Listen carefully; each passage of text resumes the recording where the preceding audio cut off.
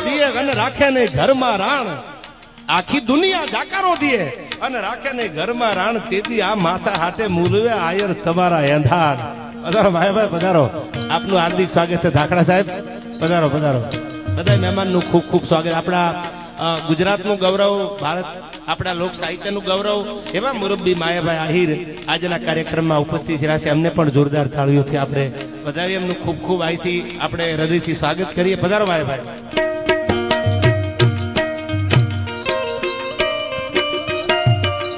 પાવાવાળી મારી માદડા ઢાલી લાવી પતઈનો પાર રે માડી લાવી પતઈનો પાર। બગદાણાની બબાલ વચ્ચે સૌથી મોટા સમાચાર સામે આવી રહ્યા છે। બગદાણાની બબાલના આરોપીને સુરત પોલીસે અત્યારે ઉઠાવ્યો છે। નવનીત બાલદિયાને મારવાના કેસમાં જેલમાં બંધ આરોપીની ધરપકડ કરવામાં આવી છે। સુરત પોલીસે ટ્રાન્સફર વોરંટના આધારે આરોપીની ધરપકડ કરી છે। સુરતમાં ચોરીના 8 વાહનો સાથે 2 શખ્સોની ધરપકડ કરવામાં આવી છે, જેમાં અલગ અલગ રાજ્યોના વાહનો વેચી મારવાનું એક કૌભાંડ આચરતા હતા। કાનુ કામડિયા અને અંકુર વાટલિયાની ધરપકડ કરવામાં આવી છે। કાનુ કામડિયાની બગદાણાના ચકચારિત કેસમાં પણ ધરપકડ થઈ ચૂકી છે। સુરતની વરાછા પોલીસે ભાવનગર જિલ્લા જેલ ખાતેથી તેમનો કબજો મેળવ્યો છે। બંને આરોપીઓ પાસેથી રૂપિયા 2.6 લાખથી વધુનો એ મુદ્દા માલ પણ જપ્ત કરવામાં આવ્યો છે। આરોપીઓ વાહનો ચોરી કરી અન્ય રાજ્યોમાં વેચી મારતા હતા। રાજસ્થાન અને મધ્યપ્રદેશથી કુલ 10 વાહનો પણ જપ્ત કરવામાં આવ્યા છે। વરાછાના 7 અને અશ્વિની કુમાર પોલીસ સ્ટેશનનો એક ગુનાનો ભેદ હવે ઉકેલવામાં આવ્યો છે।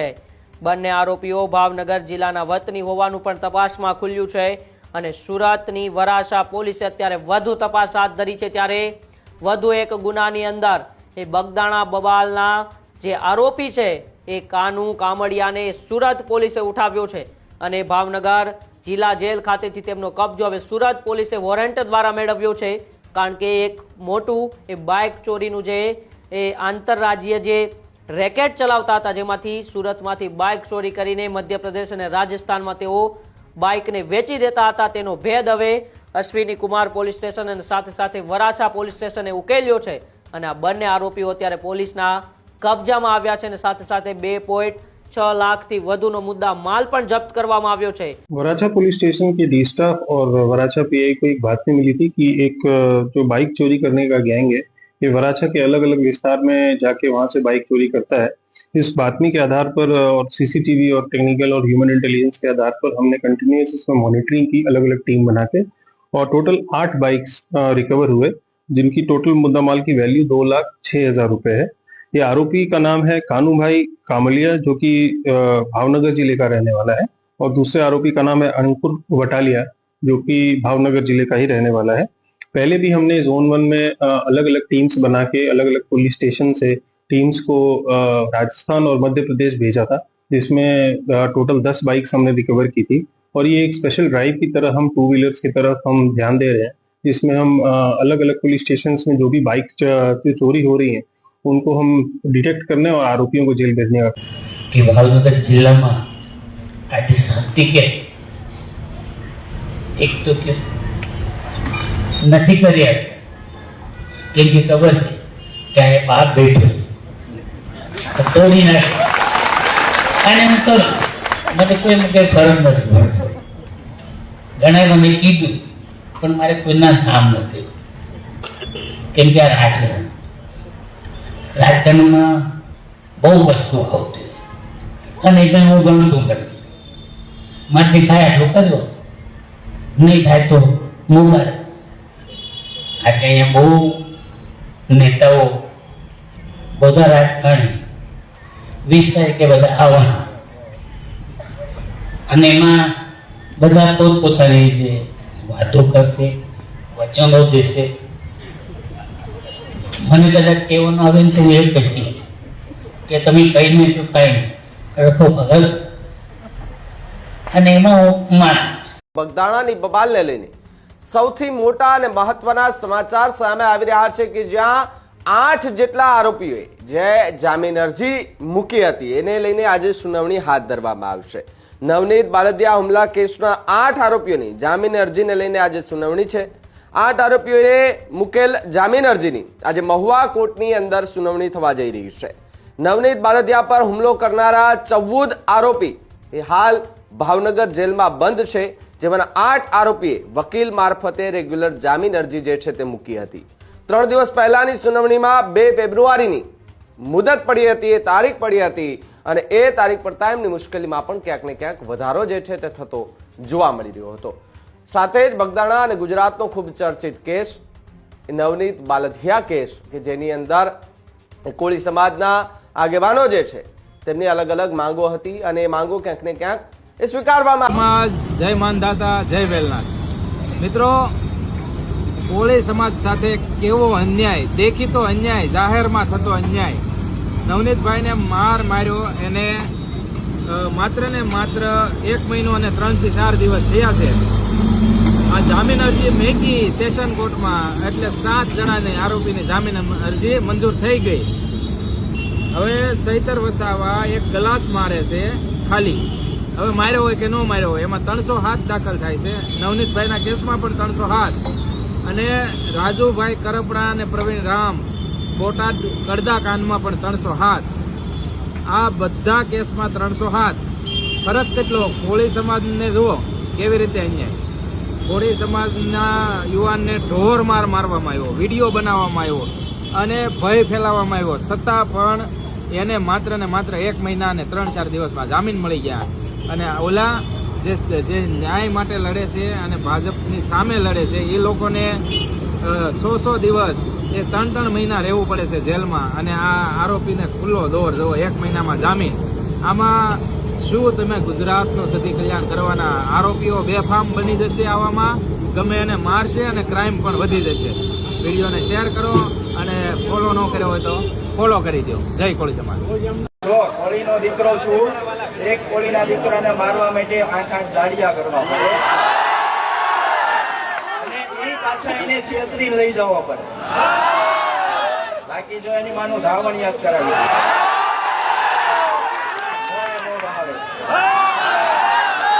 સરકાર શ્રીને વિનંતી કરું છું, મારા સમાજના હોય તોય ભલે અને અન્ય સમાજના હોય તોય ભલે, જો એ સાચા છે તો એને ન્યાય મળવો જોઈએ મારી જેમ.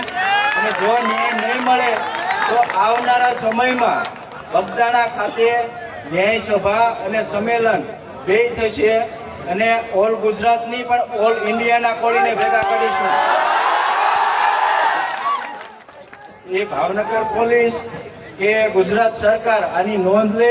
મારી રિક્વેસ્ટ છે કે જે મારી જેમ પીડિત છે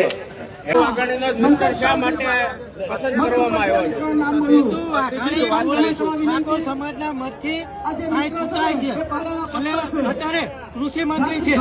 આજે ખરેખર જયારે નવનીત ભાઈના ન્યાયની વાત હતી ત્યારે આ જીતુ વાઘાણી જે ગુનેગાર હતા ને એના મદદમાં હતા. જીતુ વાઘાણી એના માટે, કારણ કે સૌથી વધારે વોટિંગ હોય તો કોળી અને ઠાકોર સમાજનું છે, એમ છતાં વિપક્ષની અંદર હતા. અને ખરેખર ગુજરાતનો કાયદો એવું કહે છે કે હંમેશા અન્યાય કરતો હોય તો આપણે ન્યાય મળવો જોઈએ, પરંતુ જીતા વાઘાણી બચાવવાના પ્રયાસમાં હતા. અને એના માટે જીતુ વાઘાણી એટલે કે જીતુ જમણવારમાં આ કાર્યક્રમ ટિકિટ થતી નથી. અમારો પ્રયત્ન એ રહેશે, અમે કોઈ અમારા સમાજના એક પણ ભાઈઓને નુકસાન પહોંચાડવા માંગતા નથી, પણ અમે અલગથી 25 થી 30 સીટો લઈ આવવાનો પ્રયત્ન કરશું. અને અમારા ટેકા વગર આ ગુજરાતની એક પણ સરકાર, બરાબર, એક પણ સરકાર નહીં બની શકે અમારા ટેકા વગર. तेरे दिल अच्छे हैं, मुझसे किनारा कर ले, हम तो बुरे लोग हैं, बुरे वक्त में काम आते हैं. હું હંમેશા બોલતો હોઉં છું. મોટાભાઈ પરસોત્તમભાઈ સોલંકી પણ બોલતા હોય છે કે અમે જે કાંઈ છીએ કોળી સમાજ થકી છીએ, એમાં કોઈ શંકાને સ્થાન નથી. મિત્રો, ખૂબ મોટો ફાળો આપણા સમાજનો છે. ન્યાય અને અન્યાયની લડાઈ હતી અને આના નિમિત્ત બન્યા નવનીતભાઈ કે આટલા બધા ધારાસભ્યો ભેગા થયા, પ્રથમવાર ભેગા થયા હતા. આટલા ધારાસભ્યો અને મંત્રીઓ અને આ વિચારો આખા ગુજરાતમાં કોળી સમાજ માટે અમે આવતા દિવસોમાં ગામો ગામ નીકળવાના છે. કોળી સમાજનું પણ આવી રીતે આપણા સમાજમાં કાયદા બને, કુવ્યસનોથી આપણે દૂર રહીએ, આર્થિક કઈ રીતે સમાજ આગળ વધે અને કઈ રીતે આપણે બંધારણ આપણા સમાજનું નક્કી કરવું, એ દિશાએ આવતા દિવસોમાં એક ટીમ બનાવી અને આપણે આ દિશાએ હાલવા માટેના પ્રયત્ન આપણે સૌને કરવાના છે. કોઈક એવા નિયમો નક્કી થાય તો એ કદાચ પસંદ આવે ના આવે એવું પણ શક્ય બને કદાચ સમાજમાં, પણ કોઈકને ને કોઈકને કડવું તો થવું પડશે ને. અમે કડવા થાશું સમાજ માટે એવી ચિંતા નથી. અમે જે કાંઈ છીએ કોળી સમાજ થકી છીએ, હજુ એકવાર કહું છું, અને એવો ને એવો પ્રેમ આપતા રહેજો. બીજો અમારા લાયક કઈ સેવા હોય તો અડધી રાતે હોકારો કરજો. તમારા પડખે કદાચ હારા દિવસોમાં ન રહી શકીએ, પણ મેં કીધું કે સુરતમાં આ શનિભાઈ ને બધા બેઠા છે, મેં આ એક ઓલી શાયરી બહુ સારી આવે છે એટલે મેં એ વાત કરી હતી. તેરે દિન અચ્છે હૈ मुझसे किनारा कर ले, तेरे दिन अच्छे हैं मुझसे किनारा कर ले, हम तो बुरे लोग हैं बुरे वक्त में काम आते हैं. हमारे માટે કદાચ હું વિચારતા હો हम तो बुरे लोग हैं પણ बुरे वक्त में काम आते हैं. આપણે અહીંયા કોણ આવેલા છે? બધા મહેમાનો એની આપણે પીડિત કોણ આવેલા છે? મીડિયા મિત્રોની સામે એમનું જે કાંઈ હોય રજૂ કરે. અને સરકારશ્રીને વિનંતી કરું છું, મારા સમાજના હોય તોય ભલે અને અન્ય સમાજના હોય તોય ભલે, જો એ સાચા છે તો એને ન્યાય મળવો જોઈએ મારી જેમ. અને જો ન્યાય નહીં મળે તો આવનારા સમયમાં બગદાણા ખાતે ન્યાય સભા અને સંમેલન બેય થશે અને ઓલ ગુજરાતની પણ ઓલ ઇન્ડિયાના કોળીને ભેગા કરીશું. એ ભાવનગર પોલીસ કે ગુજરાત સરકાર આની નોંધ લે. મારી રિક્વેસ્ટ છે કે જે મારી જેમ પીડિત છે એમને પણ ન્યાય મળવો જોઈએ.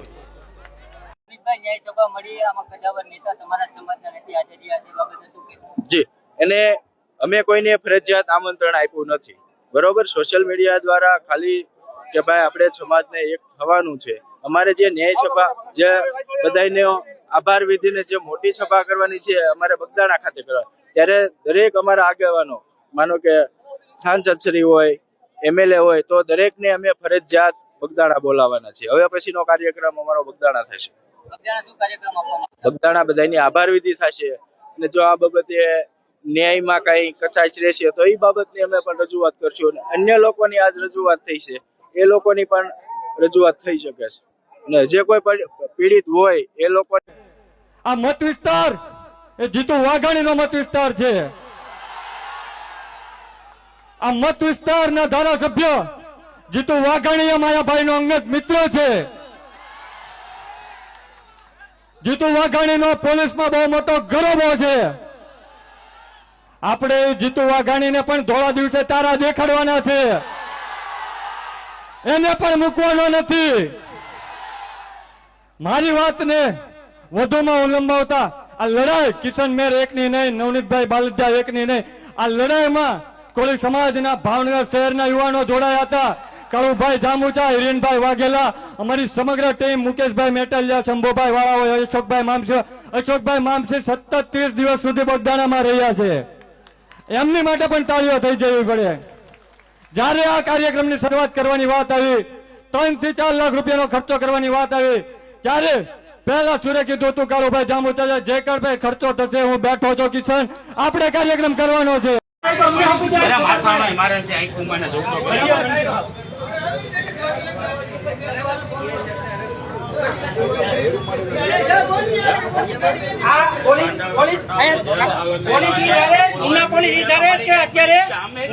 બીજું બગદાણા થાય, આ લોકોને બસ હપ્તાથી જ મતલબ છે, કોઈને કઈ તપાસ કરવામાં નથી જરૂર. એટલે હિન્દુ સમાજ નમાલો નથી, બરાબર. અવારનવાર આ લોકો દ્વારા આપણા એરિયામાં આવીને હિન્દુના દીકરાઓને મારવામાં આવે છે. તો શું પોલીસની જરૂર શું છે? તારા મારી દો પોલીસ સ્ટેશનને, બહિષ્કાર કરો ઉના પોલીસનો. પોલીસની સામે ગુનેગાર ઉભા છે એટલે હું પોલીસ હપ્તા આપે છે શા માટે? અને વાત આ સમાજની નથી, અત્યારે અમારા પરિવાર ઉપર આવી.